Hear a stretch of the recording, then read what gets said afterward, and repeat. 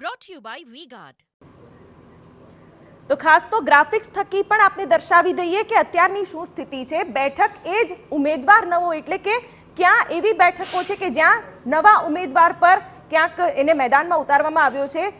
તો કુલ ઉમેદવાર એવા 14 છે, જેમાં ભાજપના 14 આગળ છે અને જે અન્ય જે પક્ષો છે તેના કોઈ પણ ઉમેદવાર હાલ તો દેખાઈ નથી રહ્યા, ખાતું જ નથી ખુલી રહ્યું। ત્યારે સ્ટ્રાઇક રેટ 100% દેખાઈ રહ્યો છે, એટલે કે જ્યાં નવા ઉમેદવારોને મેદાને ઉતારવામાં આવ્યા છે ત્યાં ક્યાંક ભાજપને સારું પ્રદર્શન કરવા મળ્યું છે। અક્ષય, એટલે ભાજપે જે પોલિસી અપનાવી હતી કે નો રિપીટ થિયરી, નો રિપીટ થિયરી અંતર્ગત 26માંથી 14 જગ્યાએ આપ જુઓ કે નો રિપીટ થિયરી જ્યારે કોંગ્રેસે અપનાવી તો તેવા 17 લોકોને પસંદ કરવામાં આવ્યા કે જેને પહેલીવાર ચૂંટણી મેદાનમાં ઉતારવામાં આવ્યા।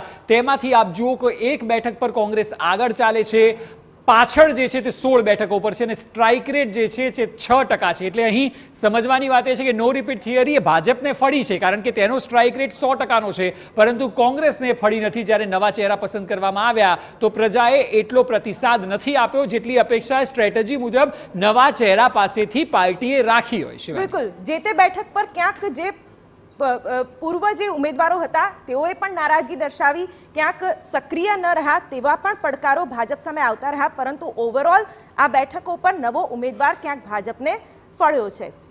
અજયભાઈ, ખાસ તો કોને રિપીટ કરવામાં આવશે, કોને નહીં કરવામાં આવે તેને લઈને પણ ઘણી અસમંજસ રહી, છેક સુધી ક્યાંક ઉમેદવારો બદલવામાં પણ આવ્યા તેવી પણ સ્થિતિ હતી। ત્યારે શું કહેશો આ સિનારીઓને?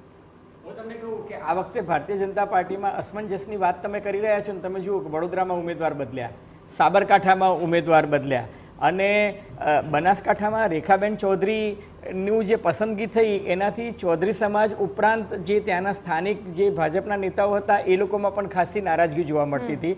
અને એ જ વસ્તુ તમે જુઓ કે ક્ષત્રિય આંદોલન છે એ પણ નડી ગયું। આજે સાબરકાંઠા ફાઇટમાં આવ્યું અથવા તો ઇવન આણંદ ફાઇટમાં આવ્યું, એમાં પણ ઉમેદવારની પસંદગી જે છે મિતેશ પટેલ સામે સ્થાનિક લોકોની બહુ જ નારાજગી હતી। વડોદરા તો શું છે, ભાજપનો ગઢ છે, સુરત ભાજપનો ગઢ છે, નવસારી, ગાંધીનગર, અમદાવાદ આ બધા શહેરી વિસ્તારો ભાજપના ગઢ છે, પણ બનાસકાંઠા છે, પાટણ છે, સાબરકાંઠા છે, આણંદ છે, આ બધા વિસ્તારોમાં ભારતીય જનતા પાર્ટીને નારાજગીનો સામનો કરવો પડે। એનું મુખ્ય કારણ એ હતું કે ઉમેદવારો ઉપરથી ઠોકી બેસાડવામાં આવ્યા। તમે જુઓ કે સાબરકાંઠામાં ઉમેદવાર શોભનાબેન જે છે એ પાર્ટીના પ્રાથમિક સભ્ય પણ નહોતા, મિસકોલવાળા સભ્ય પણ નહોતા, અને એક છેલ્લી ઘડીએ ભીખાજી ઠાકોર છે કે ભીખાજી ડામોર છે એ વિવાદમાં તમે એમને બદલી આપ્યા, કારણ કે ત્યાં સાબરકાંઠામાં બે દિગ્ગજ નેતાઓ વચ્ચે અહમની ટકરાવ હતો અને એમાં તમારે ઉમેદવાર બદલવો પડ્યા।